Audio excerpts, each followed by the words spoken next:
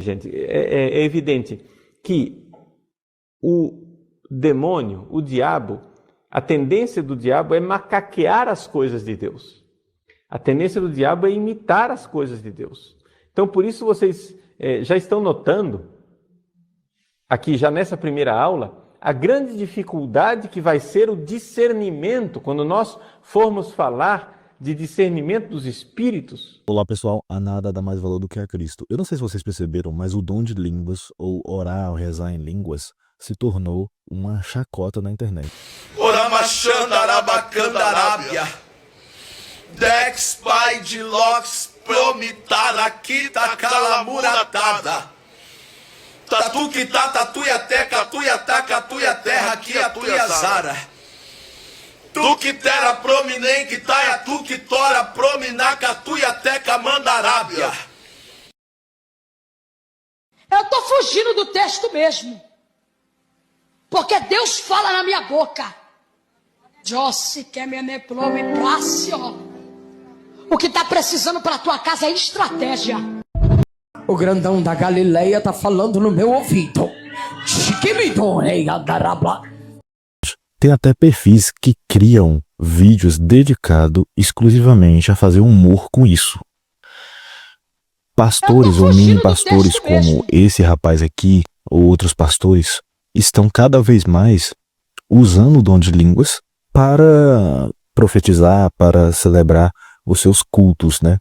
E o caso mais emblemático é do pastor Mirim aqui, ou do profeta Mirim. Inicialmente, eu queria dizer para vocês que eu vou falar sobre 3 temas aqui nesse vídeo, né? Sobre a questão desse aproveitamento que as pessoas fazem dos dons de línguas, porque é algo mistério, né? O verdadeiro sentido dos dons de línguas, que é muito e que tem que ser levado a sério. Eu vou trazer um vídeo do Padre Paulo e também algumas coisas que aconteceram que eu vi durante a minha caminhada na Igreja Católica sobre as pessoas fazerem uma pseudo dom de línguas, ou seja, enganar mesmo, né? Primeiro vocês vão ver o vídeo aqui do pastor Mirim e de outros pastores e do humor que muitas pessoas estão fazendo, a chacota que estão fazendo com essa ideia de dom de línguas, olha só. Eu não achei esse lado. Queria ter achado. Me ligaram dizendo que o teu testemunho é mentira. Sim. Que você não nasceu surdo, que você não nasceu mudo e que você não tem laudo. Sim. Eu nasci, eu não gritei, eu não esperneei, eu não...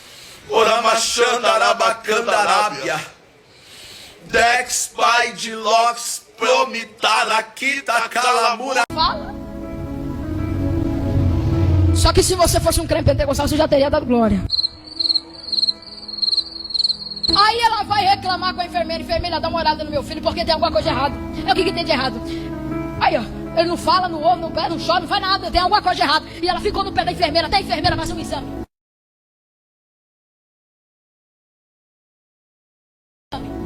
A enfermeira falou assim, tá bom, mãezinha, eu vou fazer um exame, daqui 15 dias você volta, pega o resultado. Daqui 15 dias você volta, pega o resultado. O teste é obrigatório e gratuito e os exames são realizados entre 24 a 48 horas, aquele teste da orelhinha, após o nascimento. Todas as crianças nascidas prematuras, recém-nascidas, com ou sem complicações, fazem o exame. Feito quando o bebê ainda está dormindo, o teste é realizado por um fonoaudiólogo, que coloca um fone de ouvido na orelhinha do recém-nascido para captar ruídos emitidos. Então, como vocês viram aí, as pessoas, né, que são protestantes, principalmente aí na internet, muitas pessoas estão usando os vídeos para fazer humor mesmo.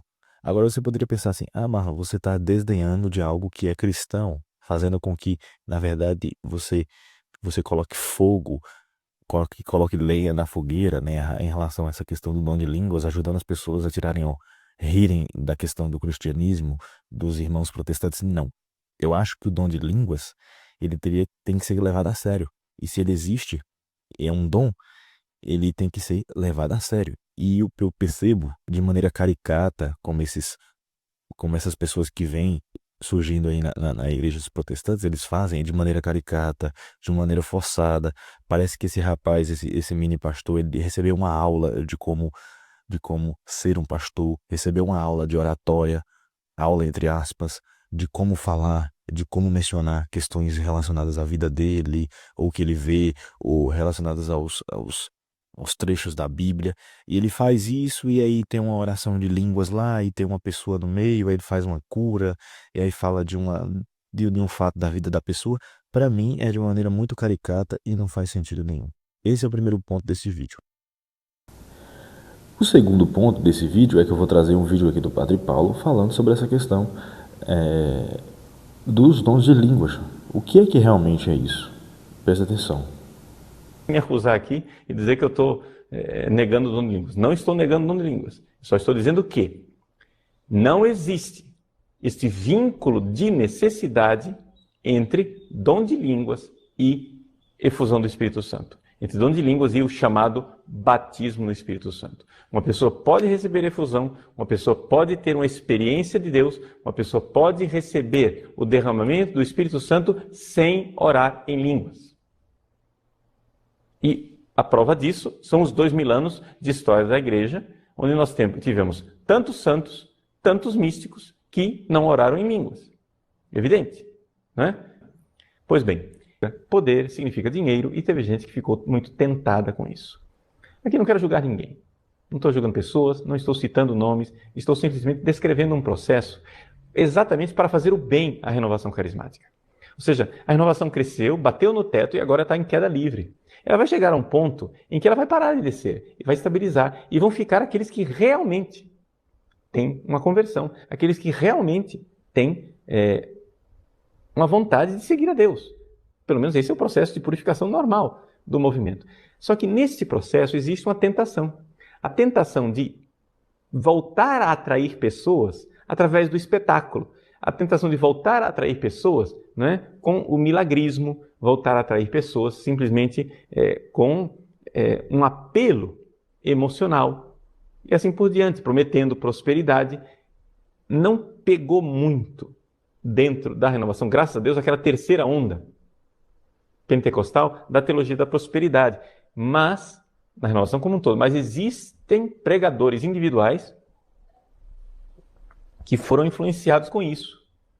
Então, enquanto movimento não houve muita teologia da prosperidade, mas há pregadores individuais que têm essa tendência da terceira onda.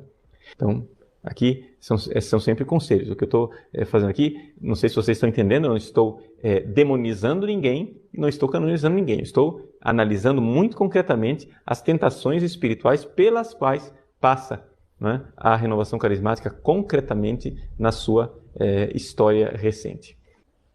Só que se as pessoas não têm conversão, elas podem dar espaço à ação do demônio através da sua presunção. Me desculpem, assim, dar exemplo, mas eu já conheci, eu sei que é um abuso, eu sei que a renovação não aceita isso, tá? Não estou falando mal da renovação, eu estou dando exemplo de pessoas. Eu conheço líderes de grupos de oração que se fechavam dentro da igreja, num dia que não era de grupo de oração, ligavam o sistema de som e ficavam ensaiando a proclamação de curas que ele faria no dia seguinte. É um absurdo. O fim da picada. Eu vejo que existe, dentro da renovação carismática, algumas práticas, né? Algumas técnicas para ensinar as pessoas a rezar em línguas que, assim, me deixam um pouco perplexo, assim, fazer pessoas repetirem frases rápidas, diga o que eu estou dizendo, etc, etc, me parece que certas coisas são um pouco forçadas. Eu compreendo a boa intenção de quem faz isso, porque, é claro, você não vai orar em línguas se você não começar a falar. Você está entendendo? Então, se você fica calado, de boca fechada, é evidente que você nunca vai orar em línguas. Porque é um ato humano. Está entendendo? É um ato volitivo. Você tem que querer.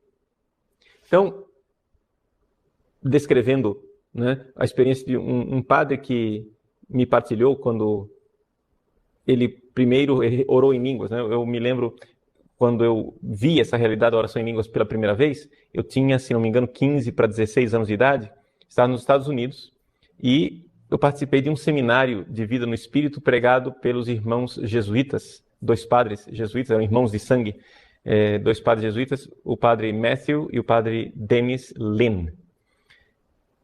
Depois eu descobri um pouco que a teologia deles padece de um certo psicologismo. Eu não estou totalmente de acordo com a forma como eles explicam, né, as coisas. Li alguns livros dele, ouvi as conferências, e hoje, 20 anos depois, mais de 20 anos depois, 25 anos depois, que nada, estou perdendo os cálculos, estou com 44, né, 30 anos depois. Né, 30 anos depois, eu vejo que a teologia deles, a teologia mística deles, padece de um certo psicologismo.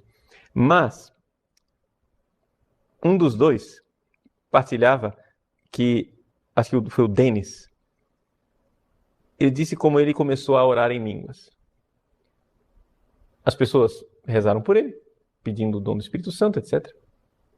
E não aconteceu nada. Aí ele disse, bom, então quem sabe vamos dar um tempo para o Espírito Santo, né? Quem sabe um dia eu vou acordar de manhã e não vou conseguir levantar da cama.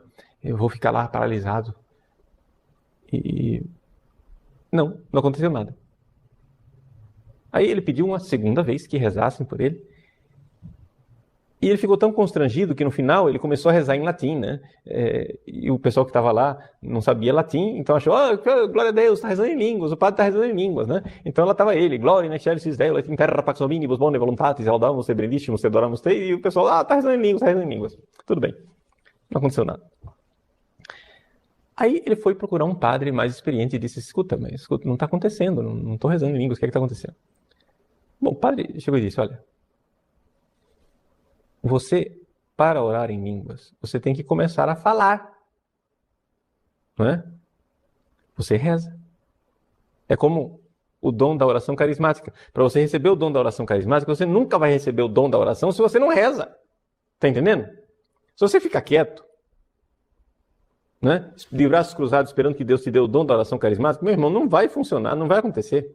Né? Existe uma ação sua, você começa, vamos usar uma expressão popular, você tem que começar a cavucar, entendeu? Ao redor. Você tem que fofar a terra ali. Então, você vai, cavuca, um dia alguma coisa sai dali. Tá entendendo?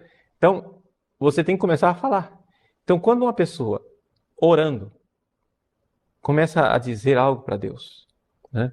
Senhor, eu vos louvo, vos bendigo, eu quero vos agradecer, porque vós sois bom para comigo, Senhor. E então, quando você recebe o dom de começar a orar e sente que Deus está sustentando a sua oração, mas você não tem mais palavras para expressar, deixe sair o que vier. Aí, diante dessa explicação, o padre Denis, então, foi rezar. E ele começou a louvar a Deus, etc.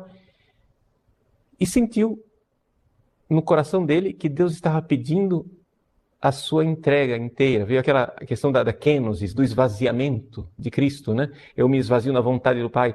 Então ele foi... Pronto. Orou em línguas. Está entendendo? Que língua é essa, padre? Língua nenhuma.